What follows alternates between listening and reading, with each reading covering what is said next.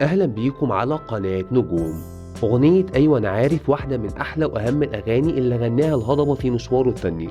أغنية كلاسيكية من التراث الفريد بلون موسيقي كان أول حد يقدمه في العالم العربي هو الهضبة، وكانت وقتها مزيكا جديدة على المستمع العربي.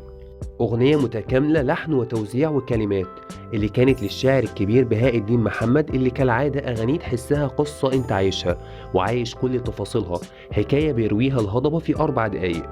أغنية أيوة أنا عارف من ألبوم كمل كلامك في 2005، لحن عمرو دياب وتوزيع فهد، وكان ليها كوبليه محذوف منزلش في الماستر. هتسمعوه حصريا على قناة نجوم بصوت الشاعر الكبير بهاء الدين محمد. أيوة أنا عارف إن كلامي عليها كتير، أصل حكايتي معاها حكاية حب كبير. أنا من يوم ما سابتني وقلبي ماهوش مرتاح. أسكت ليه؟ ده أنا بس بقول اسمها مرتاح. أنا بتكلم على اللي أنا شفته معاها في يوم، بحكي الفرحة اللي بعيش فيها لحد اليوم. ولو مش هحكي عنها اتكلم بس في ايه؟ مين يستاهل بعد حبيبتي احكي عليه؟ كل ما اقول انا مش هتكلم عنها خلاص، واعمل نفسي قلب اتكلم ويا الناس، واخد بالي عشان ما اغلطش باي كلام، برضو كلامي يلف ويرجع ليها اوام.